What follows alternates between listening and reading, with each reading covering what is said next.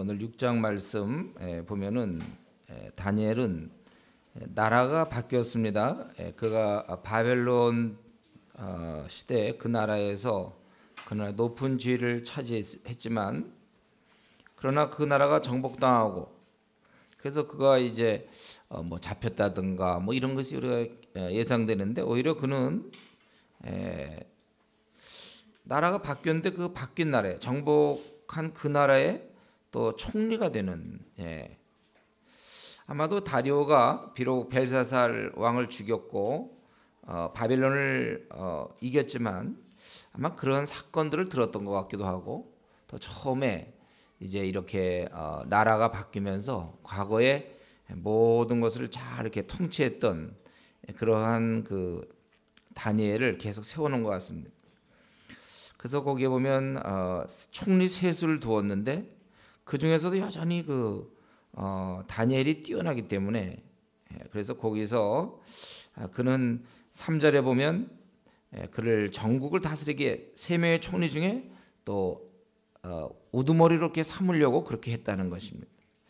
다리오라는 사람이 역사에 잘 우리가 알지 못하지만 인재를 굉장히 아끼고 그리고 분별력이 있었던 것 같고 다니엘은 참 신실하고 그 4절에 보면 아주 충성됐다 그랬잖아요. 아주 믿음직스러운 그 충성스러우면서 이 총명이 결합되어 있는 그런 자였다는 것입니다.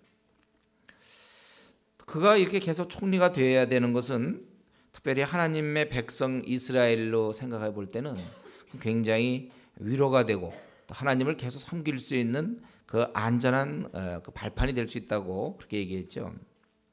자, 이렇게 돼서 그를 이제 총리로 이렇게 3명의 총리 중에 가장 으뜸으로 세우려고 했고 실제 세워서 이제 시작됐는지는 잘 모르지만 어쨌든 그러한 의도로 인하여 나머지 2명의 총리와 또 방백들이 이제 다니엘에 대해서 싫어하는 마음을 갖게 되는 것입니다. 아무도 그렇겠죠. 자기가 정복한 나라의 거기 셋째 치리자였던 그를 자기들이 정복했는데 그 사람 밑에 들어가려고 정복했나요?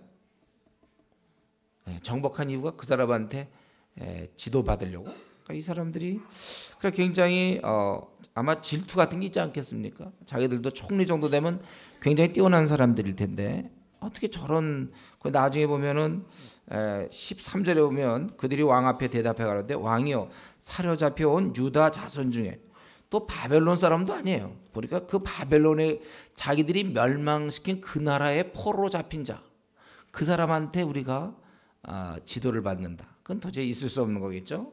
나름대로 그 당시 총리들은 또 뛰어난 사람들 아니겠습니까?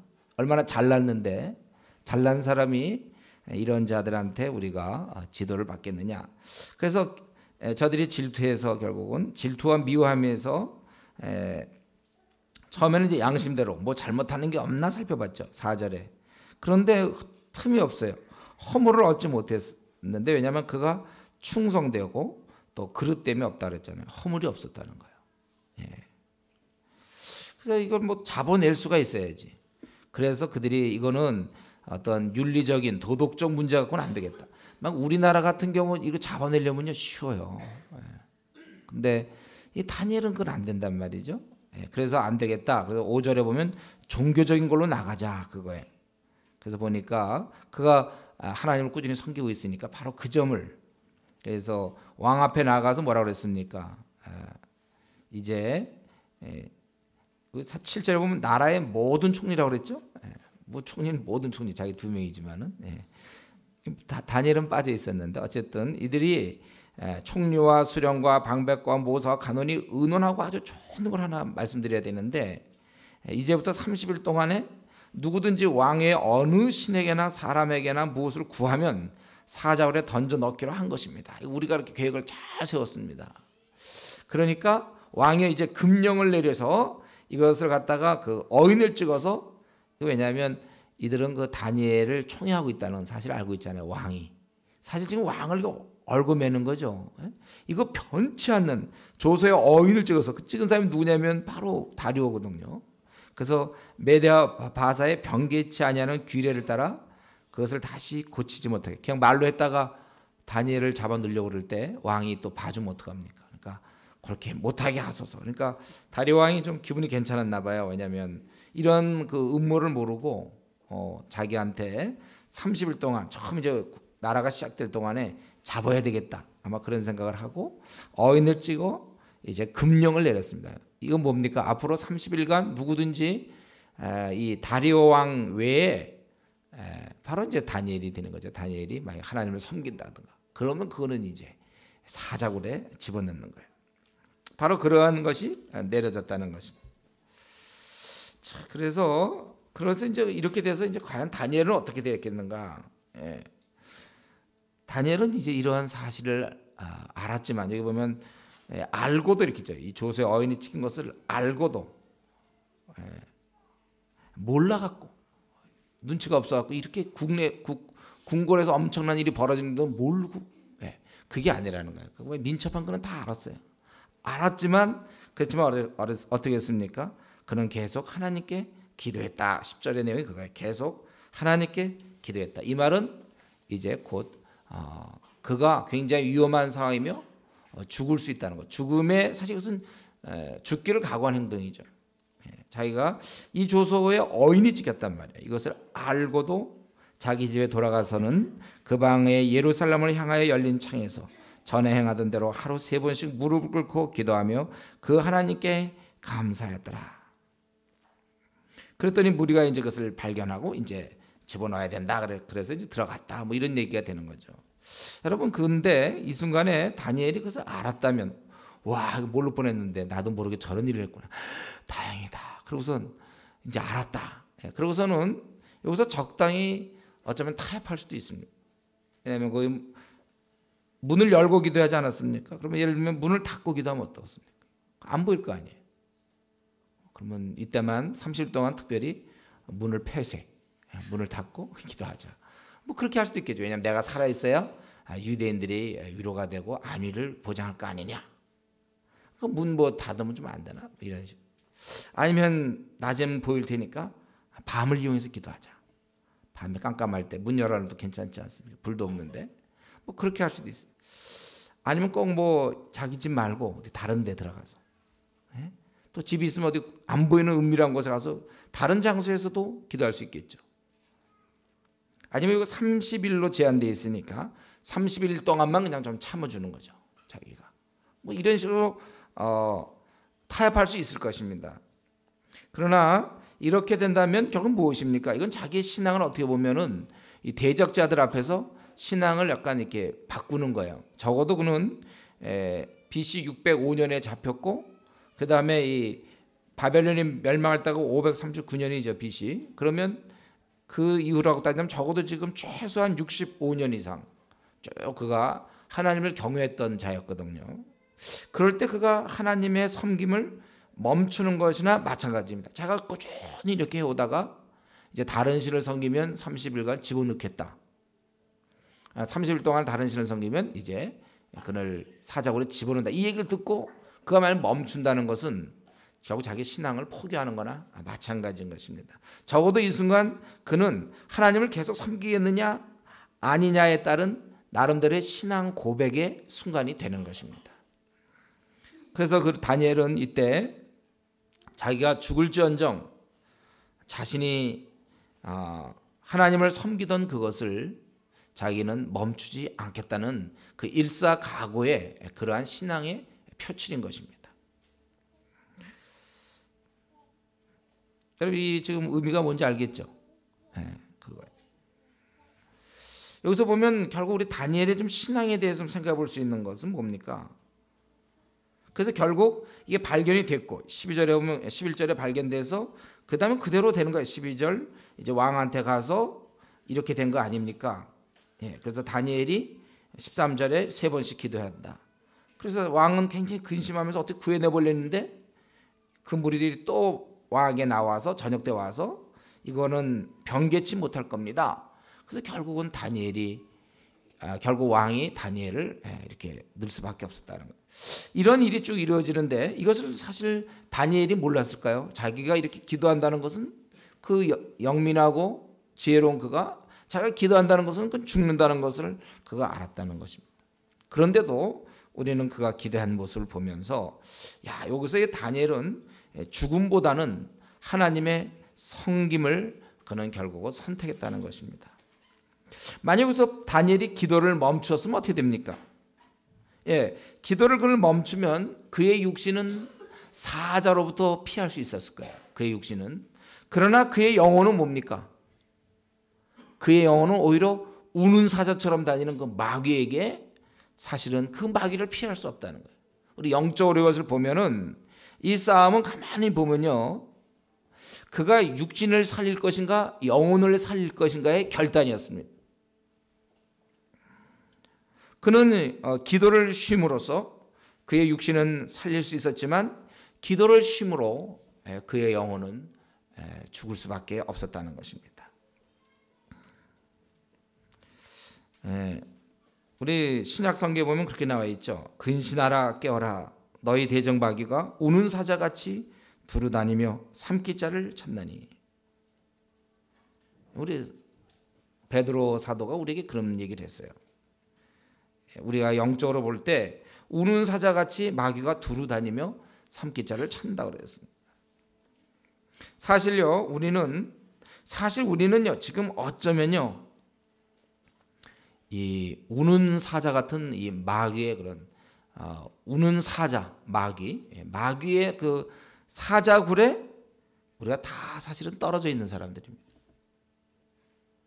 그래서 우리는 여기서 매일 기도를 통해서 살아가고 있는 중입니다. 알고 계신가요?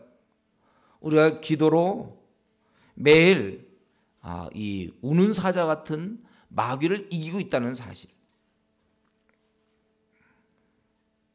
그래서 우리가 사실 하나님께 기도하는 건 뭐냐면은 이 하나님께 기도하는 것은 결국 우는 사자처럼 달려드는 그 마귀에 대해서 계속 총을 쏴야 되는 거예요. 우리가 살기 위해서. 우리 가끔 텔레비전에서 뭐 이런 게 있잖아요. 뭐 사극 보면은 막 그 성을 공략하는 거.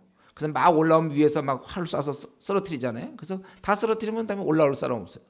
그러나 쏘다가 만약에 이 군사들이 활을 멈춰. 안 쏘면 어떻게 되죠? 다 사다리 타고 올라와서 자기들이 죽는 거예요.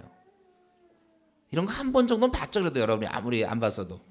아무리 텔레비전을 아무리 싫어해도 한 번 정도 이런 거 영화든지 어디서 그런 거 봤죠.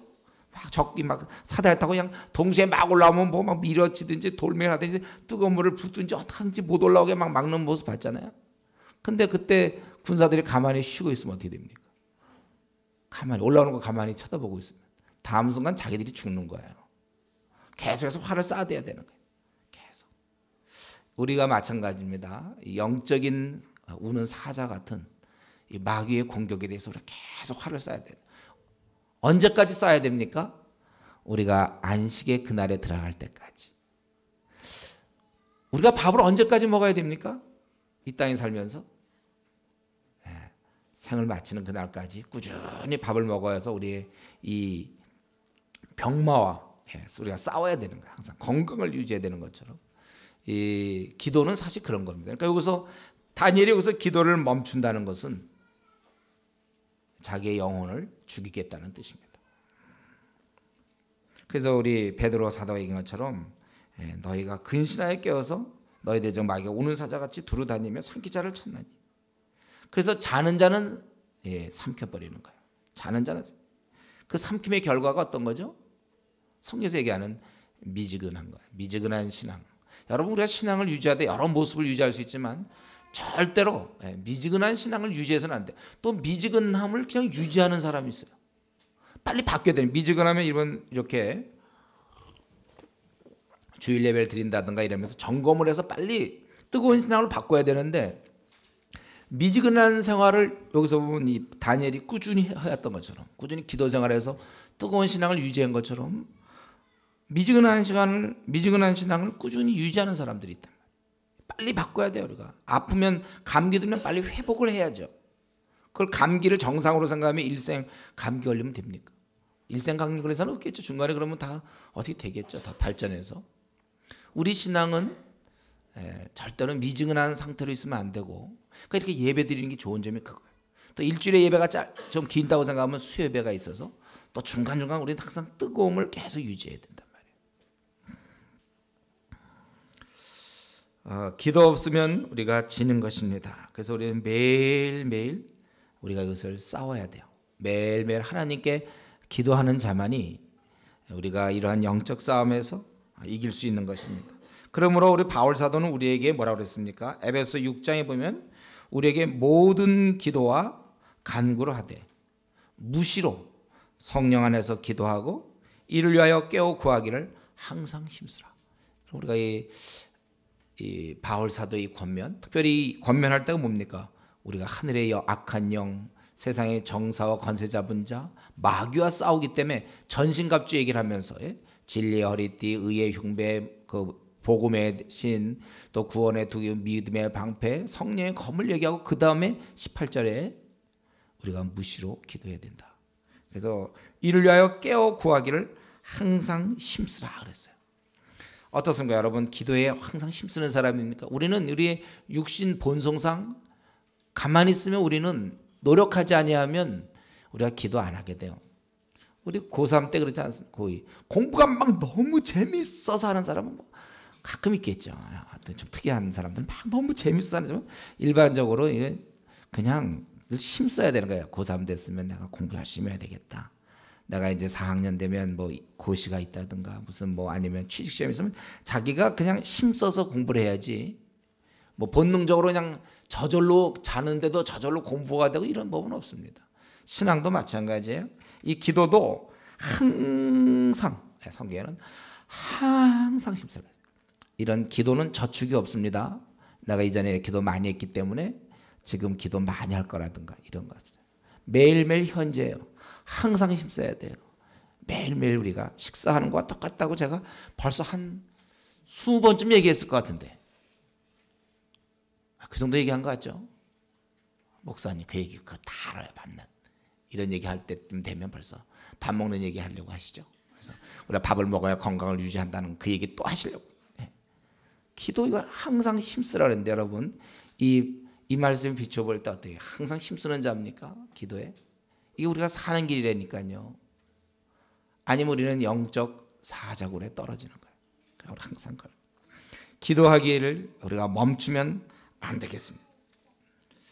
물론 우리 가운데 이런 사람이 있어요. 하나님, 난 너무 바쁩니다. 기도 생활 하기 힘듭니다. 그럼 우리가 시간 얘기를 하고 있습니까? 나는 너무 시간이 없다. 너무나 바쁘기 때문에. 그렇다면요, 이 다니엘은 그때 한가했을까요? 당시 대제국 메데 파사 거기에 총리 중에 또 총리인데 그렇게 그냥 총리는 원래 한가한 직업입니까? 나보다 훨씬 한가하다고 생각합니까, 여러분?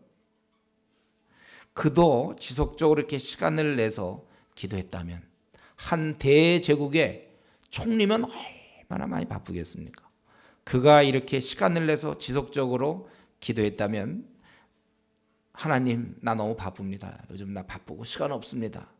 이것은 이유가 될 수 없다는 거예요. 때로는 친구는 혹시 만날 시간이 있고 문자 메시지는 날릴 시간이 있어도 또 뉴스나 뭐 이런 거 볼 시간이 있고 밥 먹는 시간은 있으면서도 우리가 기도할 시간이 없다.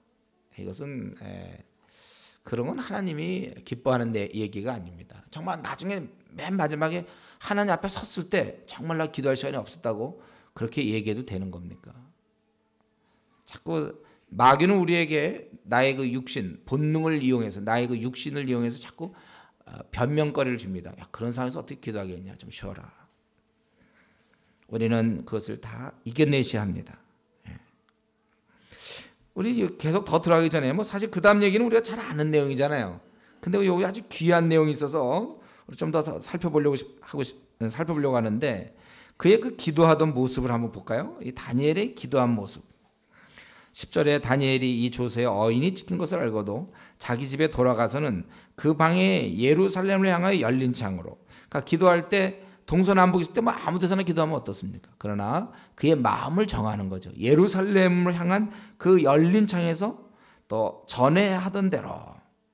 이 말은 갑자기 그 전까지 기도도 안 하다 괜히 이런 게 찍히니까 어인이 찍히는 걸 보면서 이때는 뭐 괜히 순교 컴플렉스에 걸려가지고 안 하던 다가 갑자기 뭐 이러니까 이거 기도 이런 게 아니에요. 그가 전에 하던 대로. 이런 말은 참 귀한 말이죠. 우리가 신앙의 인물 다니엘은 어떤 사람이었는가? 성경에서 다니엘을 아주 귀하게 보지 않습니까? 그럴 때 다니엘에 대해서 뭐라 그러냐면 전에 행하던 대로, 전에 행하던 대로. 그러니까 늘 해왔다는 거예요. 그는 청년 때 우리가 그의 모습을 볼 수 있습니다. 청년 때 그가 정말 뜻을 정하여 왕의 진미를 먹지 않고 벌써 그때부터 시작하여 그가 쭉 변질되지 않았다는 거. 거의 이때쯤 80세가 넘었을 텐데도 쭉 그가 행하던 대로.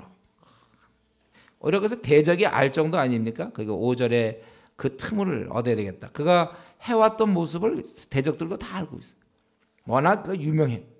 다니엘 하면 그는 늘 기도하던 사람. 그러니까 대적이 알 정도로 아주 그 꾸준했다는 것이죠. 꾸준하게 그는 기도 생활했다는 거예요. 우리 특별히 보면 이렇게 아주 이렇게 기도라는 것은 이렇게 꾸준하게 하는 거구나. 들락날락하는 그런 단계가 아니고 꾸준하게 기도해야 되는 거예요. 저 여러분 어떻습니까? 이렇게 우리가 이런 면에서 정말 우리가 꾸준히 정말 이렇게 할 수 있는가? 꾸준하게 기도하는 거. 이런 자가 좀 하나님께 사용되는 자예요. 하나님께 사용되는 자는 좀 막 뜨겁다가 도담 푹 식었다가 막 이러다가 또 슉 들고 이러는 거. 뭐 대학 시절에 막 아침 기도 막 담당자를 막 나가다 끝나고 담당 끝나면 이제 다 끝나. 똑같아. 기도 안 하고 한 번 뜻을 정하면 죽을 때까지. 지금 80세 때까지. 요게 지금 한 17세 때라고 합시다. 그때 한 잡힐 때가 한 15세라고 하면 2년간 이게 아니라 지금 이게 이 상태는 뭡니까? 80세의 그 노인이었어요. 좀 더 됐겠죠 아마. 어느 정도 시간이 흘렀는지 모르지만 최소한도 80세 이상 된 그분이 평소 하던 대로 15세 때 16세 때 뭐 예를 들면 그 정도부터 시작해갖고 그저 꾸준히 아주 그냥 꾸준히 이렇게 꾸준히 하는 모습은 우리에게 무엇을 얘기합니까? 하나님께 사용되는 인물들은 이런 인물들이라는 거지. 들락날락 해갖고 누가 씁니까? 하나님께서. 우리가 그걸 생각하셔야 돼요. 여러분이 지금이라도 하나님께 한번 내가 사용되는 인물이 되고 싶다. 한번 사는 생 좀 하나님께 좀 사용되는 인물이 좀 돼보고 싶다. 그러면요 지금부터라도 오늘부터라도 이제 뜻을 정하세요. 꾸준히 내 신앙생활에서 꾸준히 하나님께 기도하고 또 자기가 한번 이렇게 뜻을 정하면 원래 꾸준히 하는 게 좋습니다. 꾸준히. 그리고 그는 전에 행하던 하루에 3번씩 했다 그러죠. 특별히 이게 보통 유대인들의 모습이에요. 우리 그 시편 55편 17절을 보면 시편 55편 17절에 보면 그 당시 그들의 유대인들이 보통 기도하던 모습. 우리도 이런 것은 유대인들이 했다고 해서 다 우리가 거절할 것이 아니고 또 좋은 습관들은 있지 않습니까? 그런데 거기 보면 55편 17절에 보면 저녁과 아침과 정오에 내가 근심하며 탄식하리니 여호와께서 내 소리를 들으시리로다. 저녁, 아침, 정오. 보통 이렇게 하루에 한 3번 정도.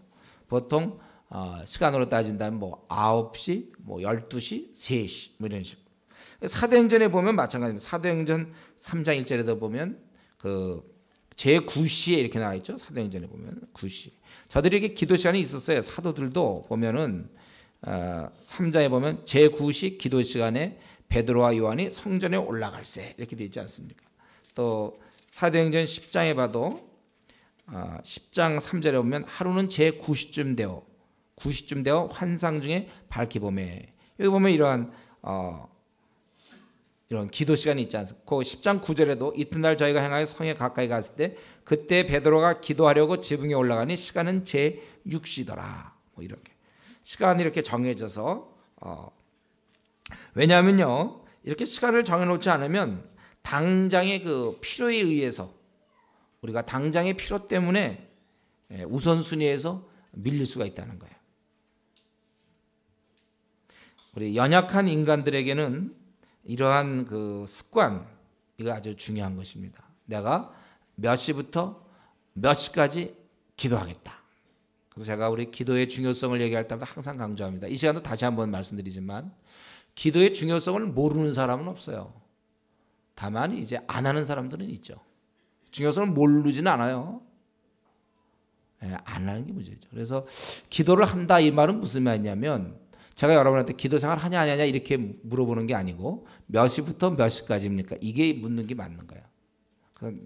제가 이 시간에 여러분한테 묻고 싶은 것은 내 기도 시간은 몇 시부터 몇 시까지입니까?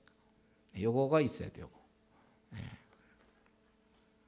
그래서 그는 하루에 3번씩 무릎을 꿇고 오히려 오늘날 우리는 물론 이제 나름대로 뭐 하루에 뭐 아침 혹은 저녁 혹은라도 3번 할 수도 있고 뭐 5번 할 수도 있지만 어쨌든 자기 기도 시간이 있고 또 우리가 더 바람직한 건 뭡니까? 3번이 아니라 여러 번 무시로 사실 우리가 기도하는 게 좋겠어요. 늘 우리가 특별한 자기의 기도 시간이 있겠지만 또 그 외의 시간도 좀 무시로 이렇게 아니면 좋아 이렇게 그냥 3번 자기가 정하면 좋습니다. 뭐 아침에 1시간, 중간에 1시간, 뭐 저녁에 1시간 자기가 정해도 좋겠어요. 예. 3번 이렇게 좋은 습관이니까 또 3번씩 무릎을 꿇고 기도한다 그랬습니다. 여러분 이런 외적 자세는요 우리 유약한 우리 인간을 위해서는 아주 중요합니다. 내가 어떠한 자세, 여러분 옷 같은 것도 여러분 입어보면 차이 나잖아요. 자기가 옷을 잘 차려입고 뭐 자매들 말이죠. 잘 그 막 뭐예요 그 구두 딱 신고 있잖아요. 치마 딱 입고 그렇게 꾸미고 딱 나가면 왠지 좀 그럴 때와 그냥 청바지 입고 그냥 아무렇게나 하고 나갈 때와 약간 자세가 달라요. 옷이라는 게 원래 좀 그렇습니다. 형제들 예비군복 입혀보세요. 그냥 막 나가지 예비군복. 길가에 방류하고 그래요 보면. 예비군복이 이상하게 보통 때 멀쩡하다가도. 옷이라는 게 약간 그런 것처럼 이런 옷도 그렇지 우리 자세가 그렇습니다. 내가 예배 드릴 때 자세도요. 축 처져갖고 막 이렇게 예배 드려갖고는 그게 달라요. 예배 드릴 때도. 그래서 우리가 자기가 마음을 좀 새롭게 하기 위해서 스스로의 최선의 자세를 이용하는 게 좋습니다. 그래서 우리가 이 다니엘은 무릎을 꿇고 기도했는데 자기 나름대로 자기가 이렇게 잘 집중하고 하나님 앞에 정말 정성스러운 모습으로 이렇게 했다 그 뜻이에요. 어떤 사람 기도할 때 이러고 기도하는 사람도 이러고 기도하는 사람. 모르겠어요. 이게 자기가 이게 최선이라면 뭐 그것도 괜찮겠어요. 또 다리 탁 꼬고 기도하는 사람, 기도할 때도 다리 탁 꼬고 주머니에 손 넣고 딱 기도하는 사람도 있는지 모르겠어요. 그게 자기가 생각할 때 가장 경건하고 최선이라면 뭐 그렇게 할 수 있겠죠. 제가 보면 우리 서양 애들이 주로 그러더라고요. 막 다리 꼬고 그냥 기도도 그냥 마음이 중요하다. 그 말은 뭔지 알겠어요. 그게 뭘 의미하는지. 그러나 저는 이러면서 자세도 하나님 앞에 좀 경건한 자세가 좋다고 생각합니다. 너무 보수적인가요 제가? 목사니까 마음이 중요해. 알아요. 마음이 중요한데 좀 자세도 우리 그런 자세가 좀 있어야 되잖아요. 그래서 무릎을 꿇고 그는 기도했다. 그리고 거기 보면 이제 우리 열린 창문을 열었다는 거 아닙니까? 열린 창에서 이런 거. 물론 그냥 문 닫고 해도 되겠죠. 꼭 예루살렘 쪽을 문 닫고 예루살렘 쪽을 보면서 기도할 수도 있겠죠. 아니 밖에서 할 수도 있겠고. 그런데 이렇게 열린 창에서 그쪽으로 한다는 건 그만큼 마음을 모으는 거예요. 이게 더욱 그냥 기도할 때보다 현실감이 있는 것입니다. 우리가 세계 선교를 위해서 기도한다. 뭐 중국을 위해서 기도한다. 인도를 위해서 기도한다. 막 그럴 때 그냥 기도하는 거와 그곳에 가서 그 상황을 보고 듣고 그리고 기도할 때와는 전혀 다른 것입니다. 더 간절해지는 거예요. 우리가 여기 막연히 여기 있다가 뭐 중국의 어떤 그 지하교회나 뭐 이런 교회 성도들 얘기 듣고 기도하는 거와 실제 현장 가서 한번 보면서 기도할 때 얼마나 다릅니까? 그래서 사실 저희가 1년에 최소한 한 번씩은 돈도 없지만 그 중국에 가려는 이유도 그거예요. 가서 보고 듣기라 이거예요. 중국 사람들을 만나봐야 돼요. 죽어있는 영혼들을 직접 봐야 되고 때가 되면 우리 이제 앞으로 인도에 가서도 힌두교인들을 봐야 될 것이고 어쨌든 이런 면에서 자기가 이런 열린 창 문을 열면서 그래도 뭔가 예루살렘과 이렇게 연결되는 그건 자기 나름대로 자기가 잘 기도할 수 있는 방법을 찾은 것입니다. 꼭 문을 열어야만 되는 겁니까 우리? 또 예루살렘이 무슨 의미가 있습니까? 그러나 그러한 깨어있음과 자기 나름대로의 그 의미를 잘 찾아서 자기가 잘 기도할 수 있는 방법을 다니엘은 지혜로우니까 이렇게 열린 문을 열고서 닫는 것보다 열는 게 좋겠죠 아무래도. 예? 닫는 게 좋겠습니까 여러분? 예. 마찬가지예요. 우리 기도도 어떤 사람은 집에서 기도가 잘 되는 사람이 있어요. 그런 사람은 집에서 해야 되고, 어떤 사람은 집에서 안 되는데, 그런 경우에는 집에서 하죠. 그럼 이 교회 다녀와서 기도하면 좋아요. 저는 보통 우리 가까운 교회 예배당 가서 기도하라. 아무도 그 분위기가 다르거든요. 그럼 집에서 기도 괜찮아요. 그런데 자기가 그렇게 좀 찾아서 어쨌든 기도를 잘 할 수 있도록만 하면 돼요. 그렇게 하라는 것입니다. 그리고 그는 기도하며 그 하나님께 감사했더라. 지금 상황은 굉장히 심각합니다. 그러나 그는 언제 어느 환경에서나 이렇게 감사함으로. 여러분, 우리가 기도 중에 항상 이 범사에 감사해야 돼요. 하나님이 다스리는데 우리가 뭐가 문제입니까? 항상 이 감사는, 기도를 하다 보면요, 너무 강구를 많이 하면요, 우리 심령이 좀 이렇게 불편해요. 여러분 그런 거 못 느낍니까? 막 이거 주십시오 하나님이, 하나님 딴 사람은 저런데 나는 왜 이러십니까? 주여 앞길을 열어주십시오. 주여. 한참 해보세요. 좀 힘들죠. 주님께서 이런 은혜 베푸셔서 고맙습니다. 이게 이런 기도가 좀 많이 섞이면서 해야 좀 심령도 편안하고 좋아요. 감사기도 좀 여러분 좀 많이 하십시오. 어쨌든 그러니까 이런 구절을 보면서 3번이냐 4번, 무릎이냐 아니면 뭐 어깨냐 뭐 이런 게 아니고, 문을 여냐 닫냐 이런 게 중요한 게, 이런 걸로 볼 때 제일 중요한 건 뭡니까? 제일 중요한 건, 그래서 지금 나는 교회 다닌 지 벌써 5년 됐는데, 아니면 나는 지금 기도의 사람이라고 얘기할 수 있느냐. 이게 제일 중요하죠. 내가 지금 누가 보더라도 나는 기도의 용사 맞는가. 그게 제일 중요한 부분이에요. 기도의 용사로서 늘 기도하는 사람. 다니엘은 이런 식이었습니까? 내 식은 뭡니까? 내 식. 내가 하고 있는 기도의 모습은 다니엘과 견주어 때 뭐 비슷합니까? 나름대로라도 내가 이렇게 합니까? 여러분, 우리가 이제는 중요한 것은, 오늘 이 말씀을 통해서 중요한 것은 우리가 이 기도의 사람이 되어야 된다. 기도의 사람이 되라. 이제는 우리가 이 어릴 때 일을 버려야 되겠습니다. 어릴 때 일을 버려야 되겠습니다. 우리가 벌써 신앙생활 한지 벌써 몇 년 됐는데 아직도 이런 문제, 이런 설교 들으면 찔려갖고 되겠습니다. 오늘 참 찔렸다. 그거는 이제 예수 믿은 지 약 한 2년 6개월 정도, 그렇게 될 때인데, 벌써 지금 10년이나 넘은 사람이 찔렸다. 이게 이래갖고 우리가 되겠습니까? 자기가 지금 몇 년째인데, 예수 믿은 지 지금 잠깐 얼마 됐는데 오늘 찔렸어. 이제 기도 나도 열심히 해야지. 우리가 이제 그렇게 성경에 보는 대로, 성경에 있는 것처럼 우리가 이제 어릴 때 일을 좀 버리고, 여기까지, 오늘 여기까지는 우리가 이제 끝났고, 이후부터는 절대로 내가 기도의 사람으로서 내가 이제부터는 살아야 되겠다. 결심이 되길 바랍니다. 이거 사실 가장 기본적인 거잖아요. 이제 장성한 사람이 돼야지 우리가 아직도 어린아이의 모습으로, 아직도 이거 기도 하나 습관으로 못 만들어가지고 들락날락 한번 하면 쫙 하고 또 말면 말고 다 기도하는 사람. 그래서 누가 보더라도 저 사람은 기도의 사람이다. 우리 능력은 없어요. 그러나 기도하는 사람, 그렇게 될 수 있도록 우리가 더 좀 신앙에 좀 박차를 가야 될 것입니다. 자, 그래서 그 다음에 그는 이렇게 자기의 오히려 육은 죽일지언정 영은 살아야 되겠다. 그러한 각오로 그는 기도했고, 그 결과 고서자에서 이 왕은 그를 어떻게든지 구원해 보려고 14절에 이 말을 듣고 그로 인하여 심히 근심하며 다니엘을 구원하려고 마음을 쓰며 그를 건져내려고 힘을 다하여 해가 질 때까지 이르매. 그러니까 버틴 거죠, 계속. 그럼 묘안이 없어요. 그리고 아마 이때쯤 왕이 알았을 거야. 저 친구들이 저렇게 한 것이 이 계략을 위한 거구나 깨달았을 겁니다. 그러나 그 순간 어떻게 할 수도 없어요. 건져내보려고 그랬지만 도장 다 찍어놨는데 어떻게 됩니까? 마음은 원치 않지만 결국은 그들이 또 16절에 와서 무리들이 또 모여 왕에게 나와서 왕께 말씀하되, 이것은 이런 법도는 변개치 못합니다. 쐐기를 박는 거죠.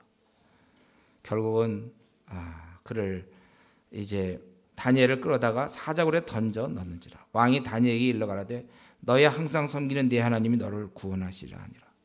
할 얘기가 없죠. 이제 집어넣어야 되면서 항상 너를 섬기는 네 하나님이, 그 정도로 알았어요. 다니엘이 그렇게 섬기는 걸. 너를 구원하시리라 하니라.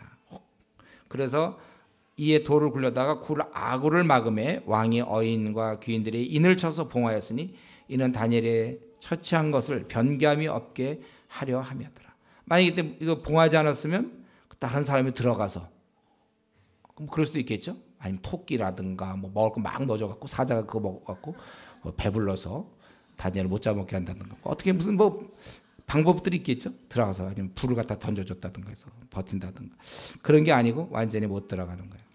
그리고 이 왕은 어땠습니까? 왕은 사실은 슬퍼하고 금식하며 잠을, 여기 보면 침수를 피했다는 것은 잠, 아주 잠을 결국 자지 못하고 새벽에 일어나 급히 이제 그가 사자굴에 간 것입니다. 불가능하다고 생각했겠죠. 이거 사실은 이제 죽었을 거라고 생각은 했지만, 그러나 한편 이거 사랑하는 그 다니엘에 대한 생사 여부를 알고 싶었어요. 그래서 20절에 뭐라 그랬습니까? 슬피 소리질러. 대답이 없을 거라고 생각하면서 다니엘에게 물어가라되 사신 하나님의 종 다니엘아, 너희 항상 섬기는 네 하나님이 사자에서 너를 구원하시기에 능하셨느냐.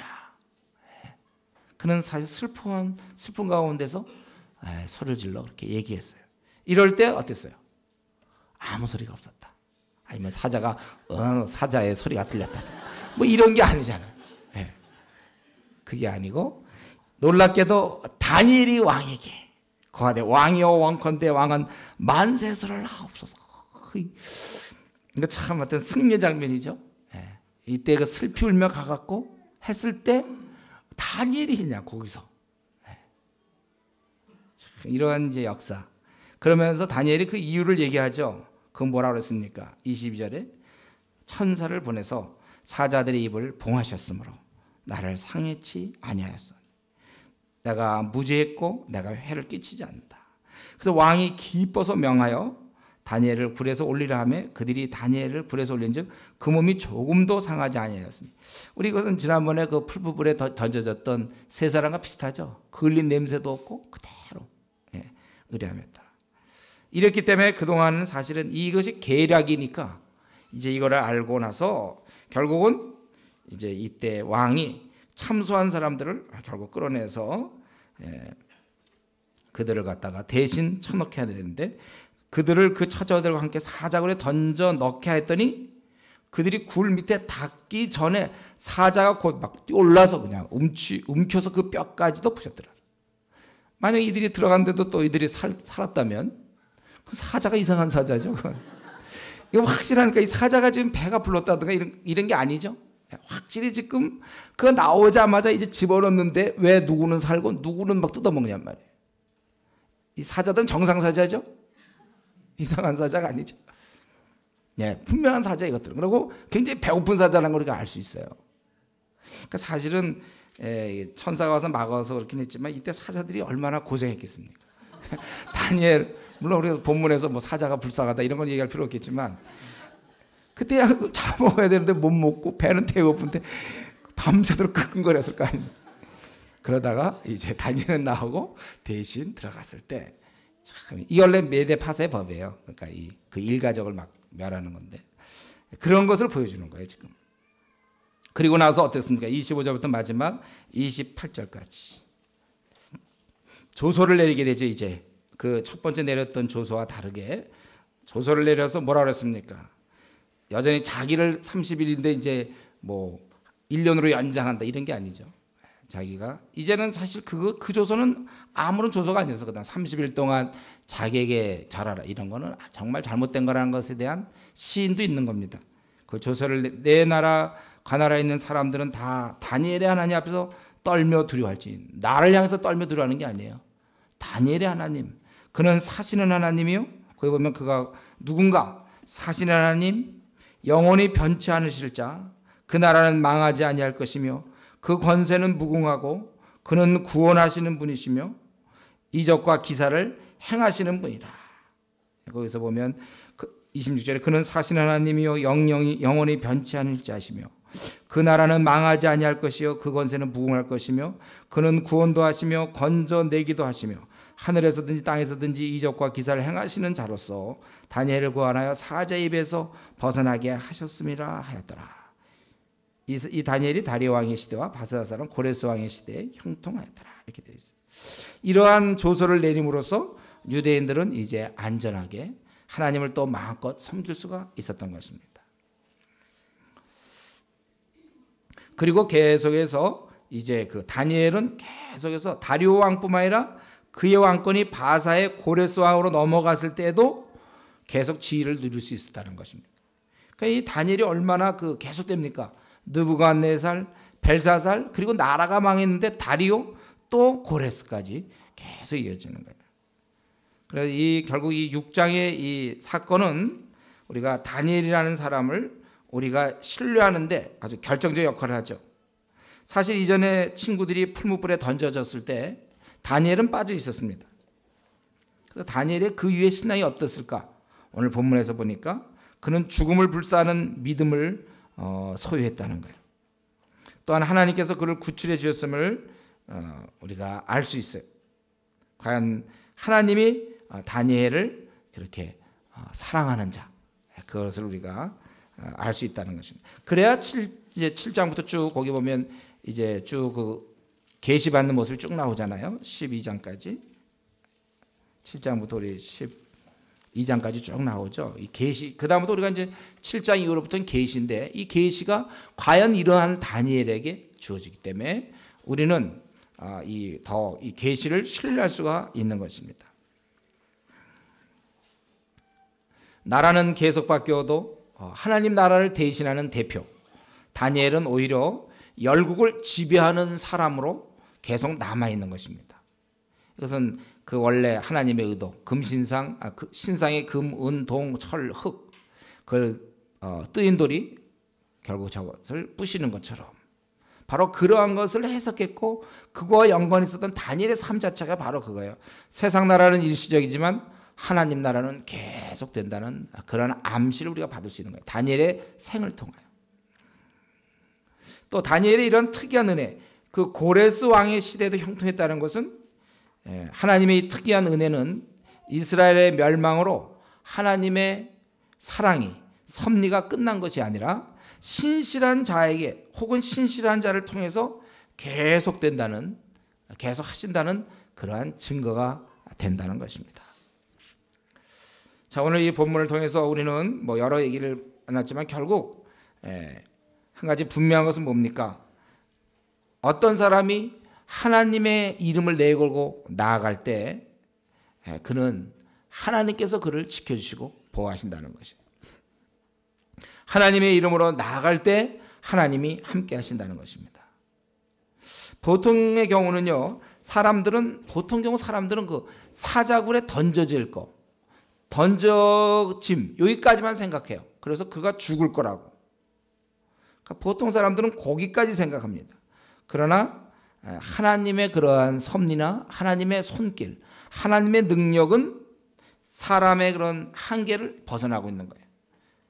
우리 인간은 보통 사자굴에 들어가는 것까지만 보기 때문에 이 나그네 길을 때로는 타협도 하고 또 염려도 하고 내가 이렇게 안 하면 사자굴에 들어갈 텐데 내가 이렇게 안 하면 뭐가 되니? 그래서 신앙생활을 막 타협하지만 그래서 사람들이 거기까지만 보기 때문에 염려하고 근심으로 살아가는 것입니다.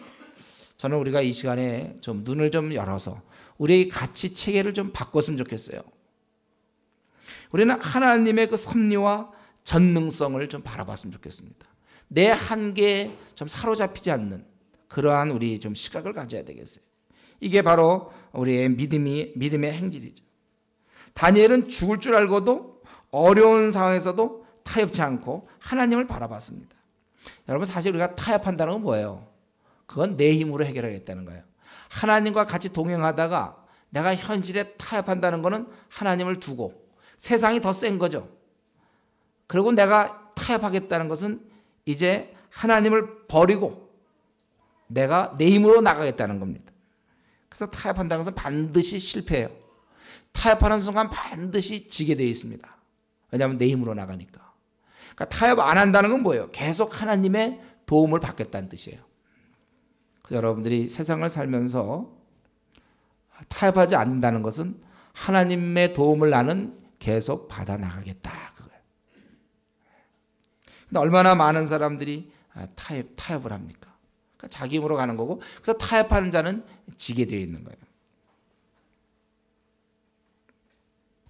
여러분, 우리가 진정으로 이 땅에서 여러 가지 어려운 상황이 옵니다. 그러나 타협하지 않을 때, 그때 우리는 모든 것을 극복할 수 있는 것입니다. 어쨌든 오늘 이 말씀 이렇게 보면서 이 승리자 다니엘, 그는 하나님께 사용되었던 사람입니다. 하나님께 쓰임 받는 자의 모습을 우리는 보았어요. 타협하지 아니하고 하나님 앞에 늘 경건을 유지하며 하나님과 동행한 자는 반드시 승리하는 것. 심지어는 그가 고레스 왕의 시대까지 형통했다고 그러지 않습니까?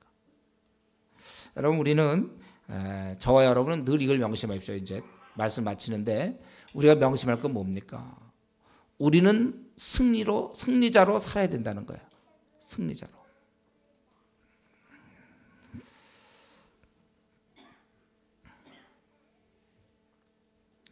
여기 비록 여기 어려움의 상황에서도 승리했죠. 우리는 이 어렵거나 쉽거나 관계없어요. 저와 여러분의 모습은 항상 그 승리자의 모습이어야 됩니다. 이게 원래 정상이에요. 지금 내 삶을 볼 때 난 돈이 없을 수 있어요. 나는 취직이 잘 안 될 수 있습니다. 또 나는 원하는 대학에 못 들어갈 수도 있어요. 또 나는 결혼 문제가 잘 안 될 수 있어요. 또 이런 상황 저런 상황일 수 있습니다. 그럴 수는 있어요. 그러나 그럼에도 불구하고 내 삶은 승리자로서 살아가는가, 이게 중요한 것이죠. 나는 정말 승리자인가. 누가 보더라도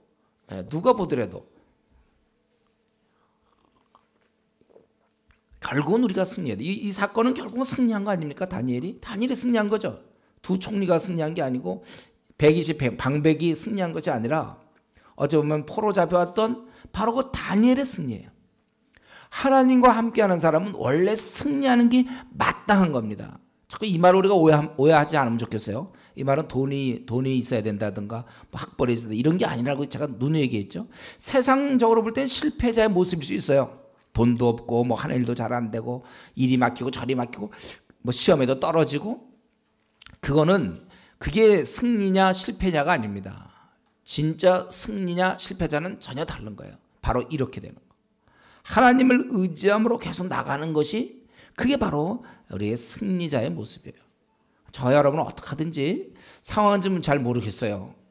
그러나 어땠든지 내 모습은 승리자의 모습을 띠고 있어야 됩니다. 하나님과 동행하는데 잠시라도 우리가 실패자가 될 수는 없어요. 그가 비록 사자굴 안에 들어갔다 해서 실패자입니까? 그러고 사자굴에 들어가야 승리자의 모습이 나오는 거죠.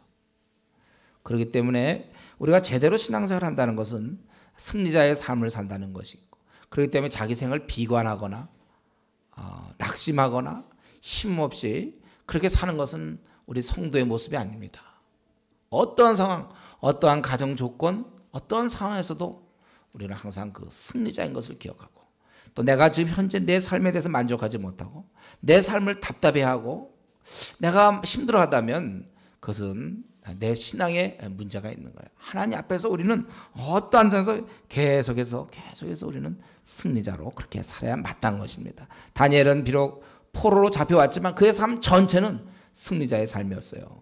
그 강한 나라에서 그는 승리자로 살았던 것입니다.